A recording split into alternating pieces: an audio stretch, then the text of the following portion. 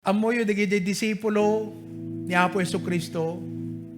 Idi aglayag da kakabsat, nakaturog ni Apo Jesus. Ket agbagyo, tikas na bagyo di Claveria. Ket inaramid da digiti sensible nga banat, tapno tikas na Santa Malned.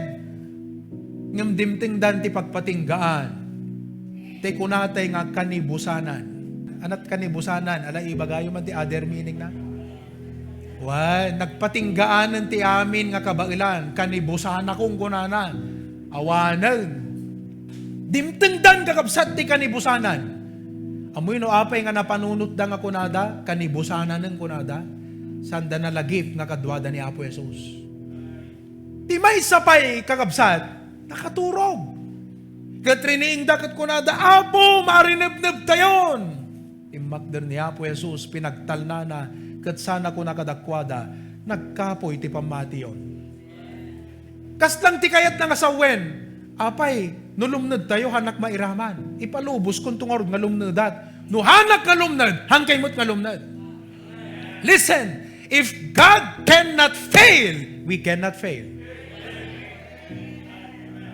Taadda ka iti saad na. If God cannot fail, we cannot fail. Because God is for us. Isungan yaman ti sumangbay ti biyag tayo, anyaman ti pagbanagan ti biyag tayo. Ti Apo kakabsat, ti adda nga mangitag ay iti biyag tayo. Romans chapter 8, 35 to 39. Romans chapter 8, who shall separate us from the love of Christ? Adda kadi makaisina kada tayo ti ayat ni Kristo?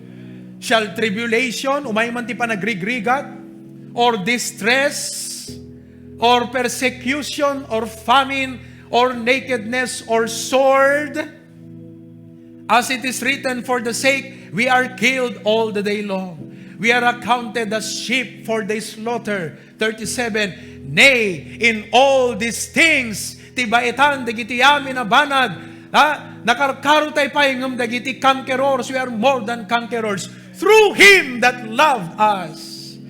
38, for I am persuaded that neither death, nor life, nor angels, nor principalities, dagiti tuturayen, nor power, nor things present, nor things to come, nor height, nor depth, nor any other creature shall be able to separate us from the love of God which is in Christ Jesus our Lord. And if God cannot fail and His love never fails, we cannot fail.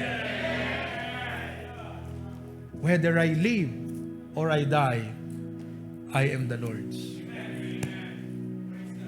Kadagiti agbuy-buyay ti dayti nga bigat, may bagam kadi dayti nga talged. May bagam kadi nga danti relasyon mo iti Apo. May bagam kadi nga sikakat may nga anak ti Diyos.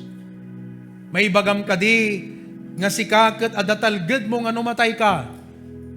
Uray matayak awan danag kukunam kasi amo ka langit papanak. Inak ka dayjay makimbagi kanyak. Are you sure that when you die, you will go to heaven? Iti dayti nga bigat, awan paiken ka, dayta nga talged. Kaya tiyapo nga maamuang, nga kayat na nga padalgedan na ka.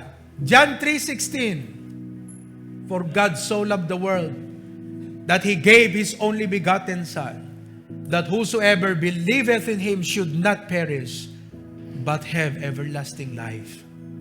Tiday nga bersikulo, ipagpakita tiyapo, ti dua nga banag, nga han na kayat, ti dua nga banag, nga kayat na nga mapasamak ken ka. Number 1, han nakakayat nga mapukaw. Apay ngamin, taidi adda tayo iti Apo, ti tao. Ngem gapu ti basol na isina kanapo Diyos. Kat han nakayat ti Apo nga tuluyan nga mapukaw na ka. Gapu ti panakadusa di impyerno, gapu ti basol. Ti tarigagay ti Apo kayat nakangaikan ti biyag nga agnanayon. Relationship with God, eternal relationship with the Lord. Kat iti dayjay nga verse, impakita na ti dua, tapnon ti kasta maisalakan ka. Umuna ti amin, He gave His Son. Awan sa bali nga provision, awan sa bali nga wagas, ti panakaisalakan no di ti anak na nga ni Apo Jesus.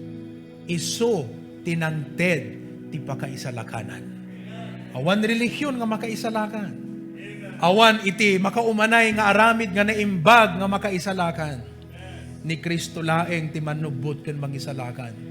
Ket kunana ijay may kadwa tapno maisalakan ka, mamati ka.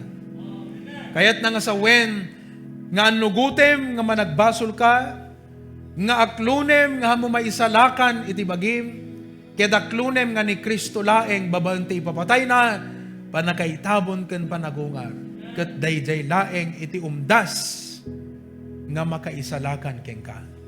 Ket ti kunana ti Biblia, biag ngagnanayon ti sagot nga ijaya na ken ka. Would you like to receive eternal life today?